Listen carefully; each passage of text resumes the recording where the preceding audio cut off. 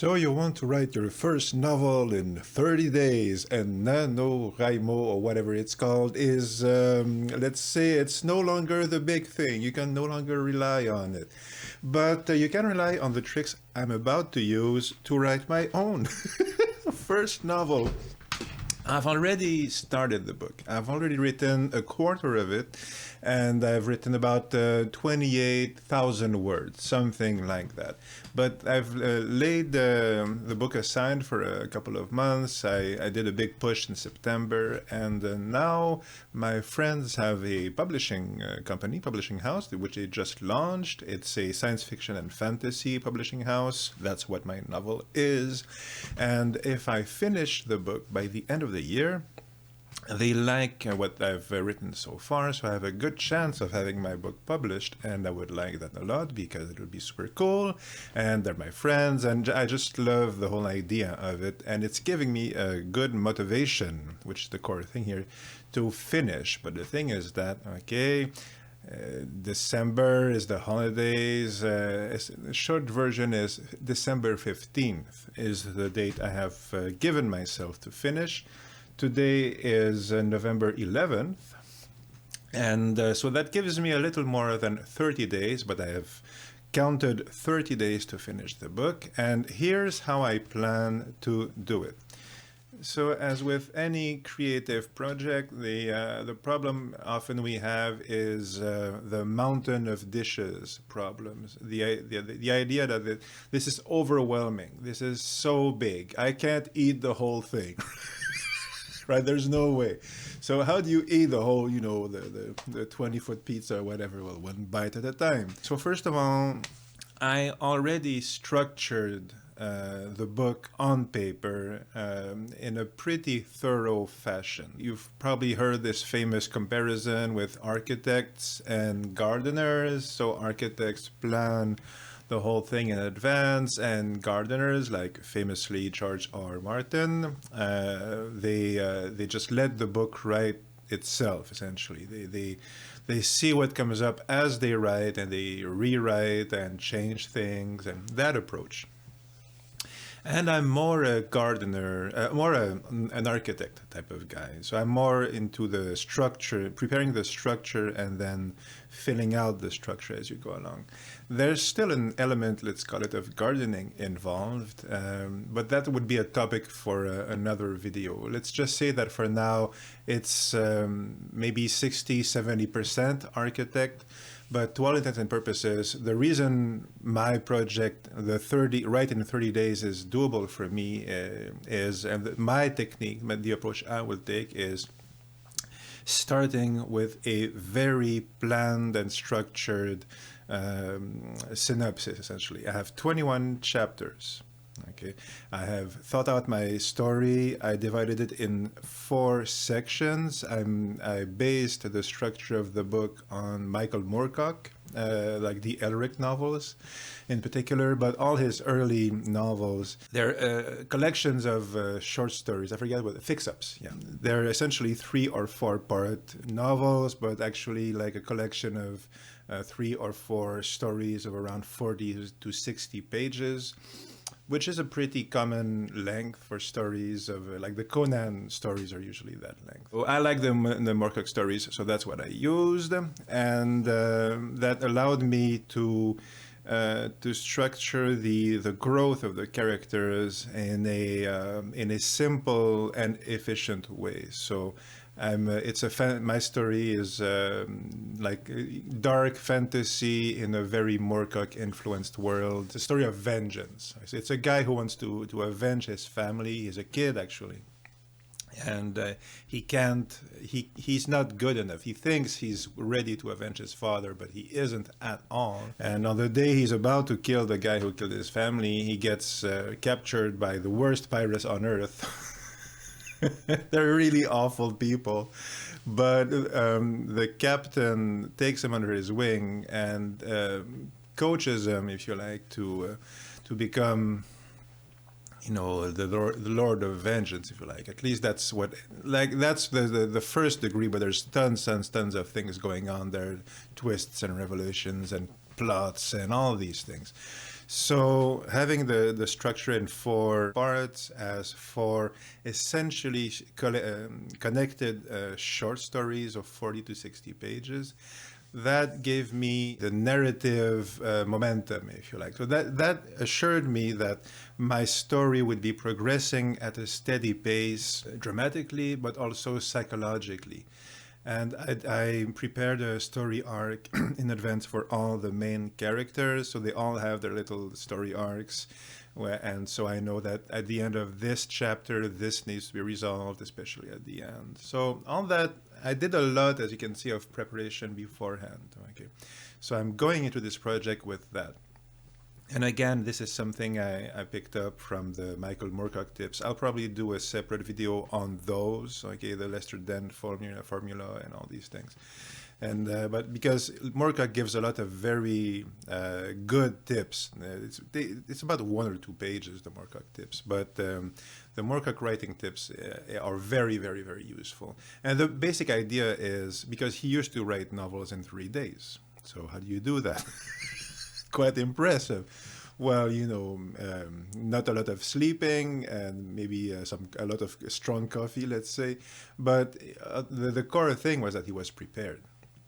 And I followed that advice. So I prepared a list of 100 names or something like that. Like, it's a pirate ship, so I needed to figure out, okay, what the crew is. So I prepared all that. What are the jobs on the pirate ship? And what are their names? What do they do? What are their personalities? Okay.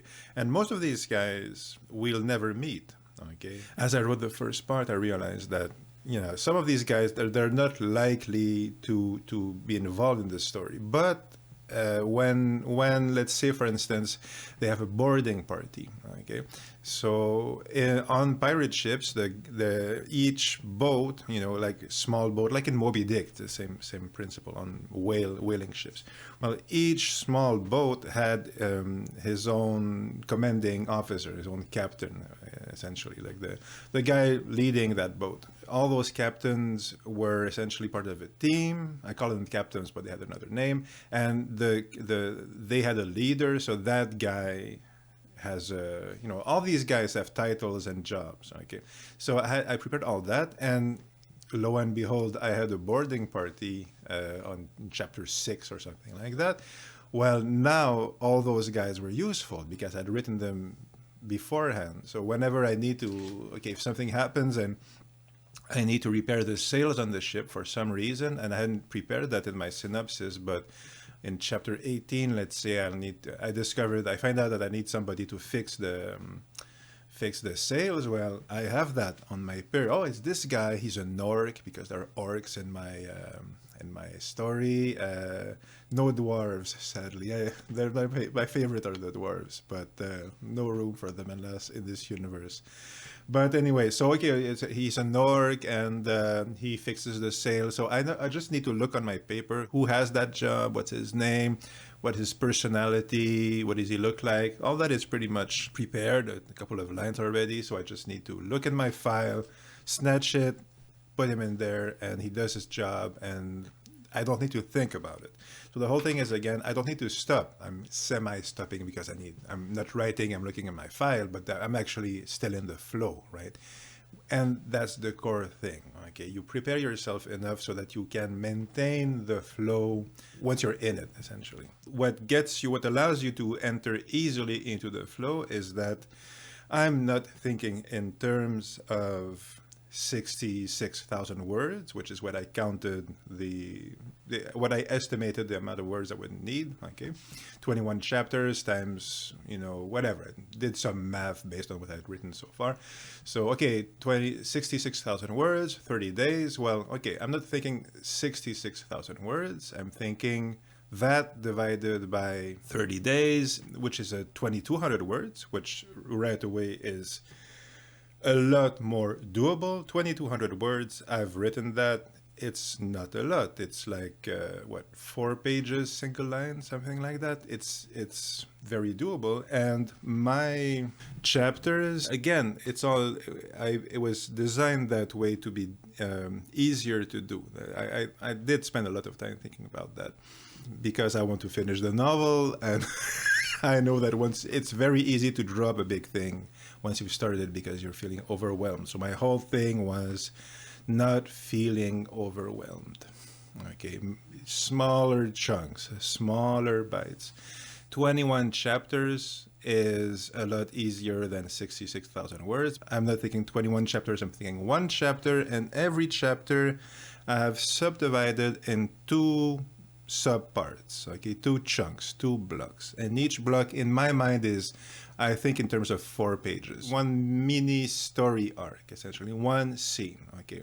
And if you think about it, okay, I'll use 4 pages because that's how I think about it, but a 4-page block. So one chapter in my mind is 2 4-page blocks, okay. Well, the first page is just setting up the scene.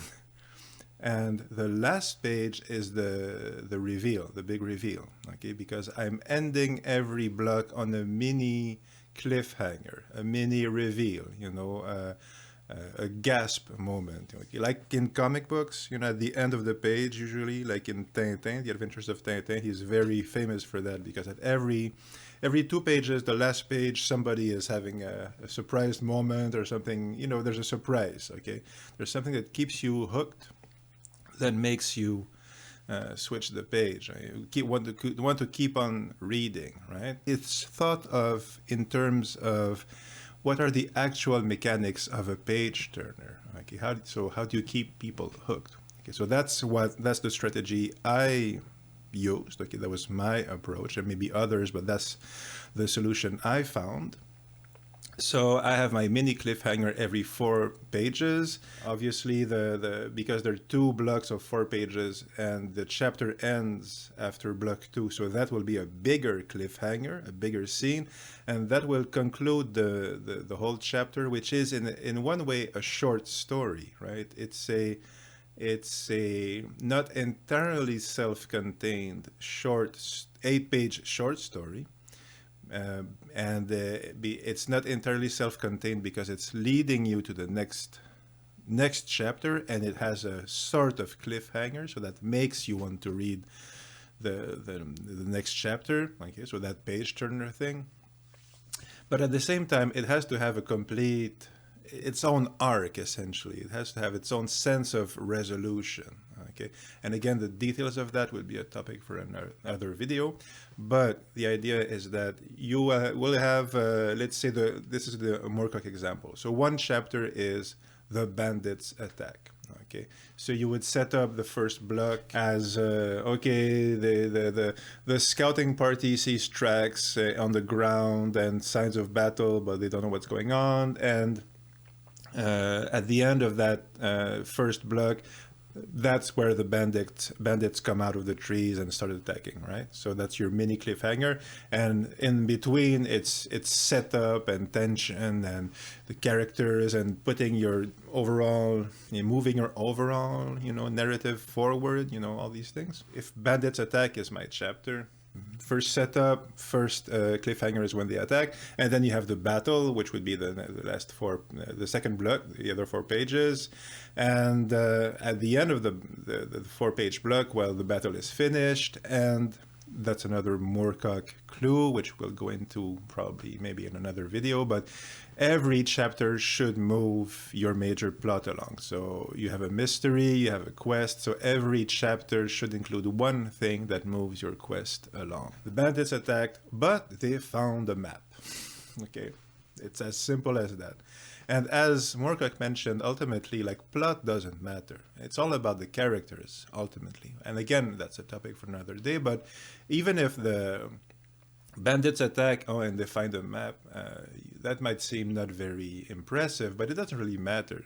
If your structure is solid and your characters have inner lives and inner motivations, and your universe is interesting, and a big part of the universe is that it's a reflection of the characters, and that's a whole other topic. Well, if you have all that, bandits attack, they find a map is fine. You don't need something fancier than that. Okay, but the point here is that chapter, the bandits attack, or the monsters attack, or they find the hidden city, where's the door, whatever. Okay, that's a mini short story. After that chapter, we don't care about the bandits anymore. Maybe they've captured someone and they're talking to the prisoner, and that there's a link there. But the bandit chapter is finished. It's gone. We've moved on. Okay, we've found the chapter was finding the hidden city. Find the door. They found the door. Now we're in the hidden city. Like Lord of the Rings is built like that, right? They're in the Shire, and then they're in Bree in the tavern or something, and it's moving along, right? They don't return to Bree. So that's the general idea. The core thing is that, okay, I have 2 blocks. I know what they have to do. I need to write 2,200 words per day. So that's essentially about 1 chapter, okay? But basically, I need to write 2 blocks a day, 1,200 page blocks a day. So around 2,000, 2,400 pages a day, which will give me my 66,000 words in 30 days. And those 2 blocks are actually, in effect, the 2 blocks of 1 chapter. Okay, sometimes a chapter will need 3 blocks, but again, I'm just adding an extra block because there's too much stuff going on. Sometimes that happens, but usually I want to keep it at 2 blocks because I want to finish it in 30 days, right? So keep things moving on. So how will I do this mountainous task? Okay, how will I climb this huge hill? Well, 2 writing blocks, two sessions of writing on my chair and typing. I have to write about 1,200 words in each, okay? And that's about 4 pages, and those 4 pages are 1 scene. I'm working towards a cliffhanger or a big scene or an impressive, like the dragon's attack, or a powerful, moment, okay? Something that will strike the imagination, okay? I need that, and that's what I'm working towards, like 1 big image, 1 big cliffhanger, 1 big reveal, okay? One thing. And my 4-page block is moving towards that one thing. 1-page setup, 2-page development, okay, preparing the big reveal, building the tension, the suspense, and adding plot threads for later on for the whole book. But so 2-page development and 1-page the big reveal. Oh my God, all these things, right? So it's pretty simple. It's a formula, and I can rely on that formula, and hopefully. Because probably like you, I have a lot of things on my plate, like a lot of things, like a lot. But that is the plan. And so today is November 11th, and about a week from now, I'll post a little update on this channel, tell you how far I've moved along. So yeah, and if you try out the formula, do let me know, and do write your masterpieces because the world needs them. Take care. See you soon.